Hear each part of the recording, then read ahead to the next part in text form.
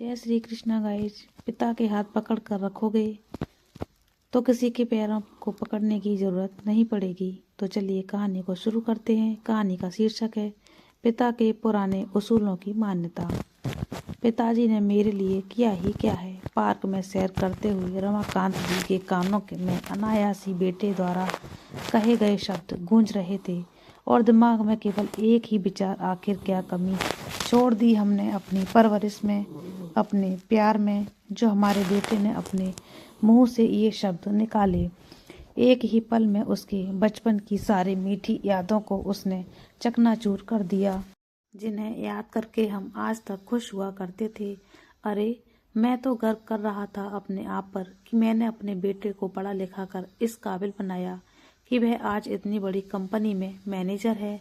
मुझे याद है उसके बचपन के आज भी वह दिन जब उसकी माँ उसके स्कूल जाने के लिए उसे तैयार करके रसोई घर में खाना बनाती थी और टिफिन पैक करती थी, और हमारा बेटा लेट ना हो जाए इसलिए मैं खुद उसको अपने हाथों से एक एक निवाला खिलाया करता था।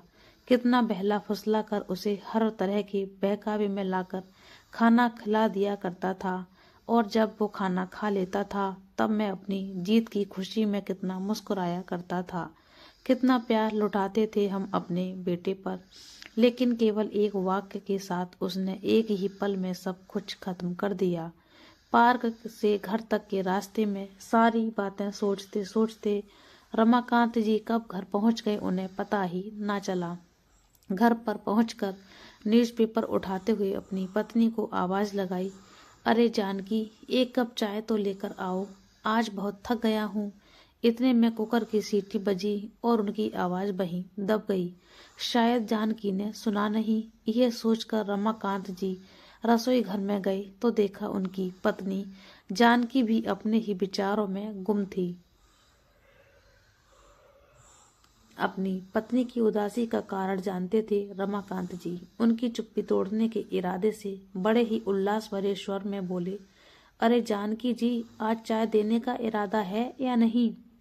एकाएक अपने सोच विचार में मगन जानकी जी अपने पति की आवाज सुनकर जैसे झटका सा खा गई और उन्हें देखते ही तुरंत बोली, अरे आप आ गए, मैं आपका ही इंतजार कर रही थी। आज नाश्ता देरी से बना था और रोहित को जाने की जल्दी थी। आज उसकी कंपनी के चेयरमैन आ रहे हैं ना, इसलिए सुबह 7 बजे ही जाना था उसे। तो रोहित बिना टिफिन लिए ही घर से चला गया है। आप एक काम तो कीजिए, आप उसे उसके ऑफिस में ही टिफिन देकर आइए, नहीं तो भूखा ही रह जाएगा हमारा बेटा। तब तक मैं आपके लिए चाय नाश्ता बनाकर रखती हूँ।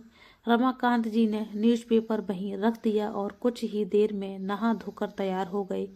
रोहित के लिए टिफिन उठाया और जल्दी से उसे टिफिन देने के लिए निकल गए। इधर जानकी जी ने राहत की सांस ली और सोचने लगी, अगर रोहित के पापा उसके लिए टिफिन लेकर जा रहे हैं तो इसका मतलब उन्होंने कल का वो झगड़ा सुना ही नहीं जो मेरे और रोहित के बीच में हुआ था। सुन लेते तो टिफिन देने जाने के लिए हरगिज तैयार ना होते।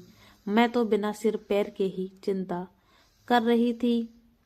रोहित की तो हमेशा अपने पिताजी से एक ही शिकायत रहती है और हमेशा एक ही प्रश्न उसकी जुबान पर रहता है कि पिताजी ने किया ही क्या है मेरे लिए।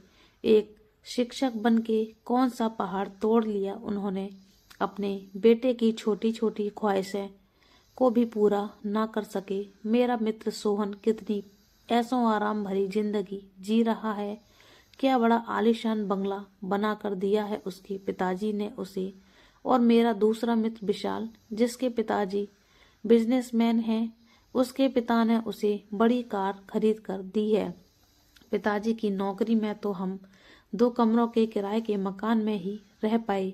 उनसे तो एक घर भी ना बनवा कर दिया गया। जानकी जी अपने पति के लिए बोली गई। कोई भी गलत बात बिल्कुल भी बर्दाश्त नहीं कर सकती थी। तुम अपने पिताजी पर इस तरह कैसे दोषारोपण कर सकते हो? तुम्हारी बहन की शादी का खर्चा भी तो उन्होंने ही उठाया है। हालांकि तुमने नौकरी करनी शुरू कर दी थी, उन्होंने तुमसे 1 पैसा तक नहीं लिया, अपनी मेहनत की कमाई से किया है उन्होंने सब। रोहित, तुम्हें ये भी मालूम है कि तुम्हारे पापा घर में बड़े हैं, 3 बहनों और 2 छोटे भाइयों की शादी का खर्च भी उन्होंने उठाया था। और फिर गांव की जमीन के विवाद का झंझट भी तो तेरे पिताजी ही देख रहे हैं ना। लेकिन माँ, इस सब का हमें क्या फायदा हुआ? उनके जिन भाई बहनों की आप बात कर रही हैं, उन सभी ने अपने और अपने बच्चों के लिए बड़े बड़े मकान खड़े कर लिए हैं।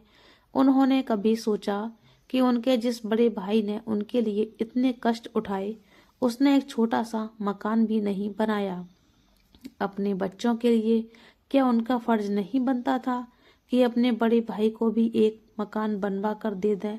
अपने पुत्र के मुंह से अपने पिता के लिए ऐसी अपमानजनक बातें सुनकर जानकी जी की आंखें भर आईं। सोचने लगी कि क्या बताऊं अपने द्वारा ही जन्म दिए गए बेटे को।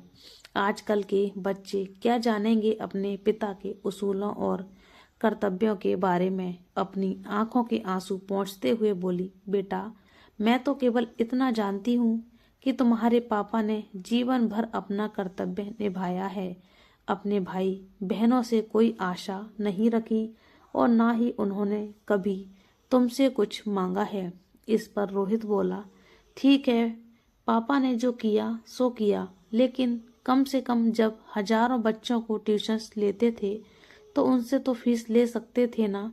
अगर उस समय उन्होंने अपने बच्चों के बारे में भी सोचा होता तो आज हमारा रहन सहन भी मेरे मित्रों के जैसा होता।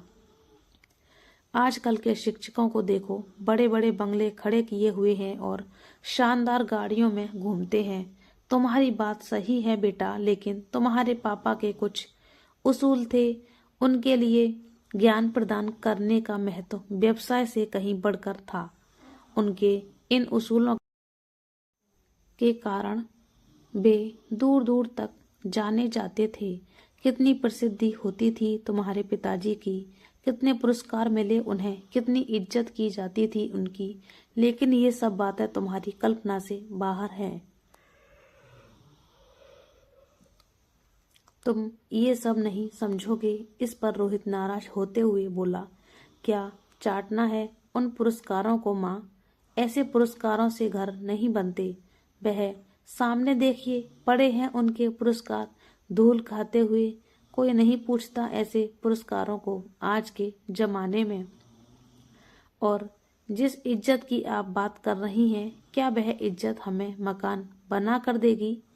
इतने में दरवाजे पर दस्तक सुनाई दी। रोहित ने दरवाजा खोला तो सामने रमाकांत जी खड़े थे। देखते ही रोहित सक पका गया और सोचने लगा कि कहीं उसके पिताजी ने उसकी बातें सुन तो नहीं ली। हालांकि रमाकांत जी ने सब कुछ सुन लिया था, लेकिन वे कुछ बोले बिना ही अंदर चले गए और माँ बेटे की बहस वहीं पर समाप्त हो गई। ये था जानकी जी और रोहित का कल का झगड़ा, जिसको लेकर जानकी जी परेशान थी। रमाकांत जी ने टिफिन को साइकिल पर लटकाया और तपती धूप में रोहित की कंपनी में जाने के लिए निकल पड़े। 7 किलोमीटर दूर कंपनी तक पहुंचते पहुंचते उनका दम फूल गया था। कंपनी के गेट पर सिक्योरिटी गार्ड ने उन्हें रोक दिया। तुम्हारे रोहित साहब का टिफिन देना है। अंदर जाऊं क्या? अभी नहीं, चेयरमैन साहब आए हुए हैं, गार्ड बोला। उनके साथ मीटिंग चल रही है, किसी भी क्षण वो मीटिंग खत्म कर आ सकते हैं। आप बाजू में ही रहिए। रमाकांत जी थोड़ी दूरी पर धूप में ही खड़े रहे। आसपास कहीं भी बैठने के लिए जगह नहीं थी। थोड़ी देर बोलते बोलते पूरा 1 घंटा बीत गया। खड़े खड़े पैरों में भी दर्द उठने लगा था, इसलिए रमाकांत जी वहीं गर्मी से तपते हुए एक पत्थर पर बैठने लगे। तभी गेट की आवाज आई। शायद मीटिंग खत्म हो गई होगी। चेयरमैन साहब के पीछे पीछे कई अधिकारी और उनके साथ रोहित भी बाहर आया। उसने अपने पिताजी को वहां खड़े देखा तो मन ही मन कुढ़ने लगा। सोचने लगा कि अगर टिफिन घर पर रह गया था तो क्या जरूरत थी लेकर आने की। ऊपर से कुर्ता पजामा पहन कर आए हैं, कम से कम मेरी रेपुटेशन का तो ख्याल किया होता। चेयरमैन साहब कार का दरवाजा खोलकर बैठने ही वाले थे तो उसकी नज़र रमाकांत जी की ओर गई। वे कार में बैठते बैठते रुक गए और रमाकांत जी को देखने लगे। वो सामने कौन खड़ा है? उन्होंने सिक्योरिटी गार्ड से पूछा। अपने रोहित सर के पिताजी हैं, उनके लिए खाने का टिफिन लेकर आए हैं, गार्ड ने कंपकपाती आवाज में कहा। बुलवाइए उनको। ये देखकर रोहित सोचने लगा, हे भगवान, जो नहीं होना चाहिए था वही हो गया। मेरे पिताजी ने तो मेरी इज्जत की धज्जियां उड़ाकर रख दी। रोहित ने तन से पसीने की धाराएं बहने लगी। क्रोध और डर से उसका दिमाग सुन्न हुआ, जान पड़ने लगा। गार्ड के आवाज देने पर रमाकांत जी पास आए। चेयरमैन साहब आगे बढ़े और उनके समीप गए। आप वर्मा सर हैं ना? DAV स्कूल में शिक्षक थे। जी हाँ। लेकिन आप कैसे पहचानते हैं मुझे? हम पहले तो कभी नहीं मिले। कुछ समझने के पहले ही चेयरमैन साहब ने रमाकांत जी के चरण छुए। सभी अधिकारी और रोहित वो दृश्य देखकर अचंभित रह गए। सर, मैं रमेश गुप्ता, आपका वही नालायक विद्यार्थी जो आपकी शिक्षा के सहारे लायक बन सका, याद है आपको? आप मुझे घर पर पढ़ाने आते थे। हाँ हाँ, याद आया। बाप रे, बहुत बड़े व्यक्ति बन गए आप तो। चेयरमैन हंस दिए, फिर बोले, सर आप यहाँ धूप में क्या कर रहे हैं? आइए अंदर चलते हैं, बहुत बातें करनी है आपसे। सिक्योरिटी, तुमने इन्हें अंदर क्यों नहीं बिठाया? गार्ड ने शर्म से सिर नीचे झुका लिया। उन्हें डांटते देखकर रमाकांत जी बोले, उनकी कोई गलती नहीं है सर, आपकी मीटिंग चल रही थी, आपको तकलीफ ना हो इसीलिए मैं ही बाहर रुक गया। कृपया आप मुझे सर कहकर शर्मिंदा ना करें। चेयरमैन ने हाथ जोड़कर विनती की। ये सब देखकर रोहित की हैरानी का ठिकाना ना रहा। चेयरमैन साहब ने रमाकांत जी का हाथ अपने हाथ में लिया और उनको अपने आलीशान चैम्बर में ले गए। बैठिए सर। चेयरमैन सर ने अपनी कुर्सी रमाकांत जी की तरफ बढ़ाते हुए कहा।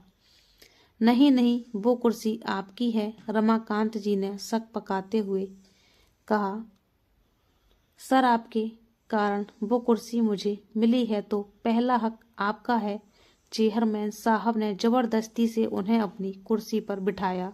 रोहित और चेयरमैन सर का असिस्टेंट दोनों इस दृश्य को बड़ी हैरानी से देख रहे थे। तुम लोगों को मालूम नहीं होगा, वर्मा सर नहीं होते तो आज ये कंपनी नहीं होती और मैं मेरे पिताजी की अनाज की दुकान संभालता रहता। स्कूल समय में मैं बहुत ही डब्बू विद्यार्थी था। जैसे तैसे मुझे 9वीं कक्षा तक पहुंचाया गया। शहर की सबसे बड़ी क्लासेस में मुझे एडमिशन दिलाया गया, परंतु मेरा ध्यान कभी पढ़ाई में नहीं लगा। उस पर अमीर बाप की औलाद पूरा दिन मौज मस्ती और मारपीट करना, शाम की क्लासेस से बंक मारकर मूवी देखना, यही मेरा शौक था। माँ को वो सब सहन नहीं होता। उस समय वर्मा सर कड़े अनुशासन और सर्वश्रेष्ठ शिक्षक के रूप में बहुत प्रसिद्ध थे। माँ ने उनके पास मुझे पढ़ाने की विनती की, परंतु सर के छोटे से घर में बैठने के लिए जगह ही नहीं थी, इसीलिए सर ने पढ़ाने में असमर्थता दर्शाई। माँ ने उनसे बहुत विनती की और हमारे घर आकर पढ़ाने के लिए मुँह मांगी फीस का बोला। सर ने फीस के लिए मना कर दिया, परंतु अनेक प्रकार की विनती करने पर घर आकर पढ़ाने को तैयार हो गए। पहले दिन सर आए और मैं हमेशा की तरह मैं शैतानी करने लगा। सर ने मेरे अच्छी तरह से धुनाई कर दी। उस धुनाई का असर ऐसा हुआ कि मैं चुपचाप बैठने लगा। तुम्हें बता दूं रोहित, पहले हफ्ते में ही मुझे पढ़ने में रुचि जागृत हो गई। तत्पश्चात मुझे पढ़ाई के अतिरिक्त कुछ भी सुझाई नहीं देता था। सर इतना अच्छा पढ़ाते थे, अंग्रेजी, गणित, विज्ञान जैसे विषय जो मुझे कठिन लगते थे वो अब सरल लगने लगे थे। फिर तो मुझे पढ़ाई से प्यार होने लगा। सर कभी आते नहीं थे तो मैं परेशान हो जाता था। नवी कक्षा में मैं दूसरे नंबर पर आया। माँ पिताजी को खूब खुशी हुई। मैं तो जैसे हवा में उड़ने लगा था। 10वीं में मैंने सारी क्लासेस छोड़ दी और सिर्फ वर्मा सर से ही पढ़ने लगा था और 10वीं में मेरिट में आकर मैंने सबको चौंका दिया था। My goodness. पर सर फिर भी अपने आपने सर को फीस नहीं दी। चेयरमैन के असिस्टेंट ने आश्चर्य से पूछा। मेरी माँ पिताजी के साथ मैं सर के घर पे पेड़े लेकर गया और पिताजी ने सर को 1 लाख रुपए का चेक दिया। सर ने वो भी नहीं लिया। उस समय सर क्या बोले वो मुझे आज भी याद है। सर बोले, मैंने कुछ भी नहीं किया, आपका बेटा ही बुद्धिमान है। मैंने तो सिर्फ उसे रास्ता बताया और मैं ज्ञान नहीं बेचता, मैं वो दान देता हूँ। बाद में मैं सर के मार्गदर्शन में ही 12वीं में पुनः मेरिट में आया। बाद में बीए करने के बाद अमेरिका जाकर एमएस किया और अपने शहर में ही ये कंपनी शुरू की। एक पत्थर को तराश कर सर ने हीरा बना दिया और मैं ही नहीं, सर ने ऐसे असंख्य हीरे बनाए हैं। सर आपको कोटि कोटि प्रणाम। चेयरमैन साहब ने अपनी आंखों में आई अश्रु रुमाल से पोंछे। परंतु ये बात तो अद्भुत ही है कि बाहर शिक्षा और ज्ञान दान का बाजार भरा पड़ा है, लेकिन फिर भी सर ने 1 रुपया भी ना लेते हुए हजारों विद्यार्थियों को पढ़ाया। न केवल पढ़ाए पर उनमें पढ़ने की रुचि भी जगाई। ये सुनकर रमाकांत वर्मा की तरफ देखकर चेयरमैन के असिस्टेंट ने कहा, वाह वाह सर, मान गए आपको और आपके आदर्श को। अरे मेरे वर्मा सर उसूलों के बहुत पक्के हैं, पैसों और मान सम्मान के भूखे भी नहीं हैं। विद्यार्थी को का भला हो, यही एकमात्र उद्देश्य था। चेयरमैन बोले, और ऐसे ही थे मेरे पिताजी भी, उसूलों के एकदम पक्के। एक समय भूखे रह लेंगे पर अनाज में मिलावट करके बेचेंगे नहीं, ये उनके तत्व थे। जिंदगी भर उसका पालन किया, ईमानदारी से व्यापार किया, उसका फायदा आज मेरे भाइयों को हो रहा है। बहुत देर तक कोई कुछ भी नहीं बोला। फिर चेयरमैन ने रमाकांत जी से पूछा, सर आपने मकान बदल लिया या उसी मकान में है रहते हैं? फिर उसी पुराने मकान में रहते हैं सर, रमाकांत जी के बदले में रोहित ने ही उत्तर दिया। उस उत्तर में पिताजी के प्रति छिपी नाराजगी चेयरमैन साहब की समझ में आ गई। आपने जो एहसान मुझ पर किए थे उसका बदला तो मैं कभी चुका ही नहीं पाऊंगा, लेकिन फिर भी आज मैं आपको गुरु दक्षिणा देना चाहता हूँ। प्लीज ना मत करिएगा। इसी शहर में मैंने कुछ फ्लैट्स ले रखे हैं, उसमें का एक 3 BHK का मकान आपके नाम कर रहा हूँ। क्या? रमाकांत जी और रोहित दोनों आश्चर्यचकित रूप से बोले, नहीं नहीं, इतनी बड़ी गुरु दक्षिणा नहीं चाहिए मुझे। रमाकांत जी आग्रहपूर्वक बोले। चेयरमैन साहब ने रमाकांत जी के हाथ को अपने हाथ में लिया। सर प्लीज ना मत करिए और मुझे माफ करें कि काम की अधिकता में आपकी गुरु दक्षिणा देने में पहले ही बहुत देर हो चुकी है। उसके बाद चेयरमैन सर ने सभी के लिए चाय मंगाई, रमाकांत जी से ढेर सारी बातें की और उनके चरण स्पर्श करके आदर सहित उन्हें विदा किया। जब रमाकांत जी चले गए तो चेयरमैन ने रोहित से पूछा, रोहित तुम्हारी शादी हो गई क्या?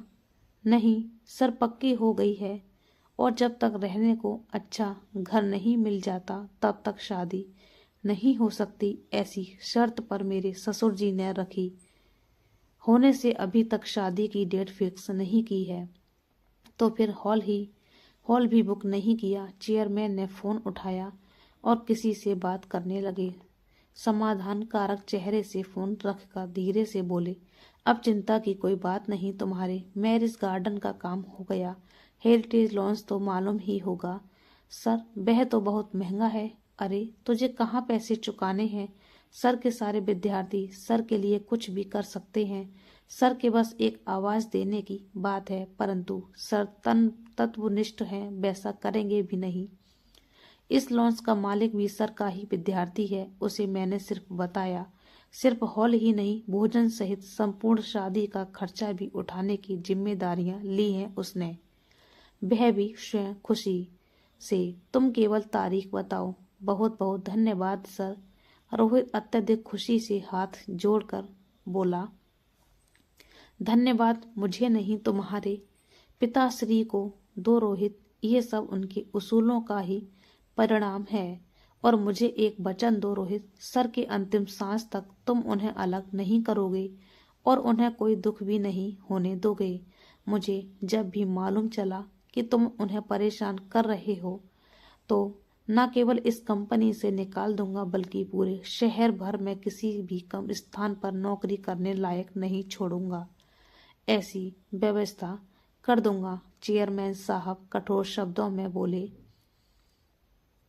नहीं सर, मैं वचन देता हूँ वैसा कुछ भी नहीं होगा। रोहित हाथ जोड़कर बोला। शाम को जब रोहित घर आया तब रमाकांत जी किताब पढ़ रहे थे। जानकी जी पास ही बैठी हुई चावल से कंकड़ निकाल रही थी। रोहित ने बैग रखा और रमाकांत के पांव पकड़कर बोला, पापा मुझसे गलती हो गई।